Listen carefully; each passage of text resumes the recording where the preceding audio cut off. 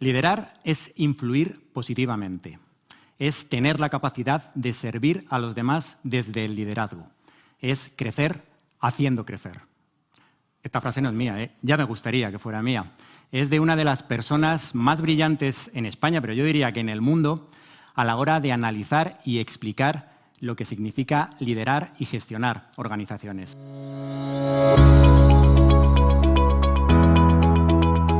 ¿Cuántos líderes has conocido, Xavier, en tu vida? ¿Hablamos de cientos, miles? No lo sé, pero se reconocen pronto. ¿Por qué se reconocen pronto? Bueno, porque hay gente que transmite autenticidad en su ejemplo, en su capacidad de influir. En el mundo empresarial siempre hablamos de los ejemplos, digamos, perniciosos para la sociedad.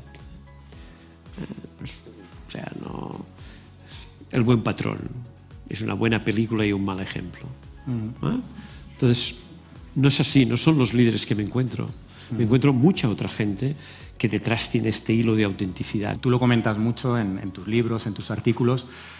¿Es el ego el mayor enemigo que tenemos los líderes? El ejercicio del liderazgo comporta trascender el ego y ser capaz de dejar legado. No por vanidad, sino por servicio. Cuando uno piensa mucho en sí mismo, no tiene generosidad suficiente. Y cuando no tiene generosidad suficiente, nunca hay tiempo para ayudar a los otros, los de otros departamentos, o dificulta que exista una cosa fundamental en una organización, que es la solidaridad directiva. Hay una parte, digamos, en el ego que siempre es positiva, que es la autoconfianza, la autoexigencia, la capacidad del desafío a uno mismo. Esto es positivo, pero cuando, digamos, lo primero que trasladamos a los demás es la carga de ego y no la carga de servicio, entonces no estamos liderando. Hay una frase que creo que se le atribuye a Abraham Lincoln y es que si quieres conocer el verdadero carácter de una persona, dale poder. Y de ahí me sale una pregunta. ¿Cualquier persona puede ser un buen líder? Para liderar uno puede construir un cierto carisma, aprender. Pero en cambio, para liderar es fundamental tener una empatía natural. Porque si no hay empatía, ¿cómo vas a intentar sacar lo mejor de la otra persona? El líder liderar tiene este ejercicio de intentar tirar arriba a los demás desde la inspiración. Para mí hay una cultura fundamental, y esto lo consiguen los líderes con influencia, que es la cultura de los sustitutos. Ser capaz de hacer entender que para crecer necesitamos preparar gente que nos pueda sustituir. En una entrevista que publicamos con Satya Nadella en Business Insider, donde decía una frase, y es que el verdadero éxito de un líder se ve en el éxito que tiene su sucesor, y creo que es una buena forma de expresar también lo que has dicho. Otra cuestión de la que sueles hablar bastante: ¿se puede ser un buen líder sin ser una buena persona? Me ha tocado trabajar con algunos equipos de fútbol de primera división, ¿no? Entonces, hablando con algunos entrenadores de los que no diré nada. Un partido fundamental. Fundamental. La mitad de la cabeza se me va al tóxico este, que mete goles, pero que me destroza el vestuario. El liderazgo es algo que tiene que ver con las personas. Por eso, a veces cuando ponemos tantas etiquetas al liderazgo, me produce un cierto hartazgo. Simplemente, pues, intentar aprender cada día, intentar manejar esto, entender que las relaciones entre personas son complejas y que si me ocurre que un buen líder es aquel que gestiona la complejidad sin incrementarla. Me viene a la cabeza esas dos expresiones que utilizas que me encantan, ¿no? Que son los quejicas profesionales y los indolentes perpetuos.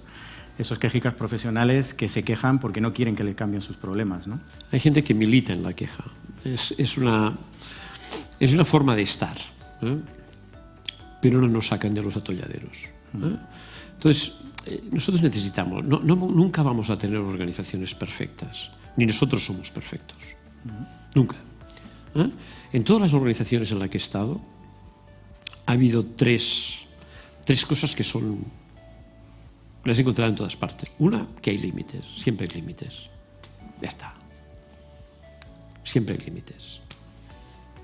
Cuando me ha tocado trabajar para empresas emblemáticas, muy grandes, con muchos recursos, siempre pensé, aquí no habrá límites. No es verdad. Siempre hay límites. Hay más exigencia, siempre hay límites. La segunda es la incertidumbre. Y la tercera es que hay equipos imperfectos. Límites, incertidumbre, equipos imperfectos. Mucho, pero de todos los líderes que has conocido, cuando alguno te ha decepcionado mucho o te ha impactado muy positivamente, ¿cuál ha sido la razón principal? Si tuvieras que quedarte solo con un concepto, tanto para una cosa como para la otra. En positivo son aspirantes. En negativo dejan de ser aspirantes. Son gente que puede estar muy arriba, pero si continúan mirando a la montaña desde abajo. Creen que todavía les queda, que les quedan cosas por aprender, que les quedan cosas por hacer. Los que más me han decepcionado son esta gente que ya no tiene nada que aprender. Que se sienten arriba, no tienen nada que aprender de nadie. ¿Quién les va a enseñar? Cuando estás arriba y nadie tiene nada que enseñarte, solo te queda una cosa por hacer en la vida, que es bajar. ¿Qué conclusiones has sacado? Tenemos el privilegio de gestionar la complejidad. Es un privilegio y un servicio. 2, a veces el liderazgo supone abrazar la soledad posterior. No hay que tener miedo a veces a decidir en soledad. Pensar es la clave. Pensar versus mimetizar. Necesitamos líderes que piensen, no que mimeticen, no que sean coleccionistas de tendencias. Tener análisis propios del contexto, dice Esther. No tener mucho miedo a llegar al sentido común. Lo más alto es alcanzar la sencillez.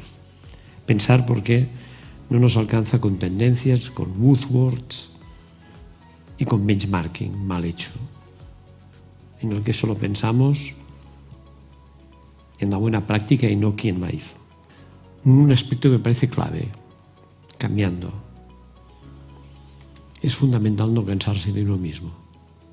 Hay que aprender a socializar el insomnio. Tienes que decidir quién no va a dormir por algo. No puede ser que a los 60 años no duermas por lo mismo que a los 30. Cuando uno tiene responsabilidad, tiene que hacer 3 cosas. Una, tiene que dar resultados, tiene que tener una mentalidad ejecutiva. 2, tiene que ser capaz de poner el futuro en la agenda del presente. Y la agenda del presente está llena porque tienes que dar resultados. Pero además tienes que tener tiempo para hacer crecer a los demás. Y hay algo fundamental. Para el corto plazo te sirve un jefe, pero para el medio y largo plazo necesitas un líder. Hay que disfrutar.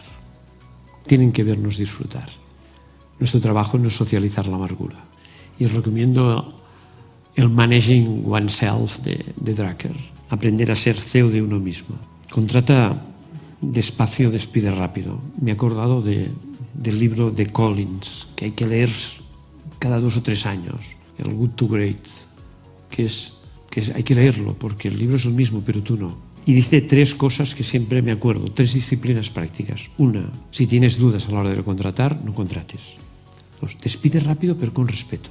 Y 3, pon a tu mejor gente a gestionar las oportunidades y no los problemas.